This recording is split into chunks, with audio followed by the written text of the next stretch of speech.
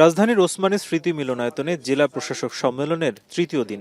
এদিনও ৮ বিভাগের বিভাগীয় কমিশনার ও ৬৪ জেলার জেলা প্রশাসকদের সঙ্গে বিভিন্ন মন্ত্রণালয় ও বিভাগের মতবিনিময় চলে।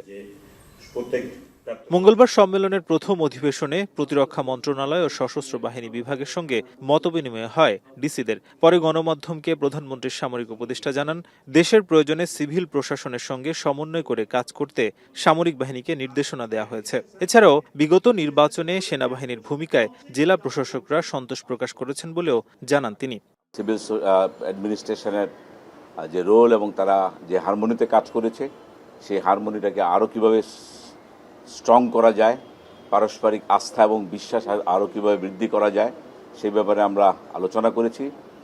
এবং সর্বোপরি আমাদের মাননীয় প্রধানমন্ত্রীর যে দিক নির্দেশনাগুলো ছিল সশস্ত্র বাহিনীর আধুনিকায়ন এবং সশস্ত্র বাহিনীকে আরও শক্তিশালী করার যে বিষয়গুলো জেলা প্রশাসকদেরকে জানা উচিত, সেই বিষয়গুলো সম্পর্কে তাদেরকে আমরা অবহিত করেছি। এদিন দ্বিতীয় অধিবেশনে ডিসিদের সঙ্গে মতবিনিময় হয় মুক্তিযুদ্ধ বিষয়ক মন্ত্রণালয়ের। পরে গণমাধ্যমকে মুক্তিযুদ্ধ বিষয়ক প্রতিমন্ত্রী ইশরাক হোসেন বলেন, ফ্যাসিস্ট আমলে মুক্তিযোদ্ধার তালিকায় হওয়া অনিয়ম তদন্ত করা হচ্ছে। মুক্তিযুদ্ধের তালিকা নিয়ে একটা বিষয় আছে, তারপরে এখানে যে বীর নিবাস নামে যে প্রজেক্টটি করা হয়েছে, ফ্যাসিবাদী আওয়ামী সরকারের সময় কি হয়েছে সেটা তো আপনারা সকলেই জানেন। প্রত্যেকটা সেক্টরেই তারা দলীয়করণ করেছে, দুর্নীতি করেছে। এই দুর্নীতি বা এই অনিয়মগুলার আগামীতে আমরা সেগুলোর সুষ্ঠু তদন্ত করব এবং ভবিষ্যতে যাতে এটার আর রিপিটেশন না হয় কোনো সময়, সেটাও আমরা নিশ্চিত করব।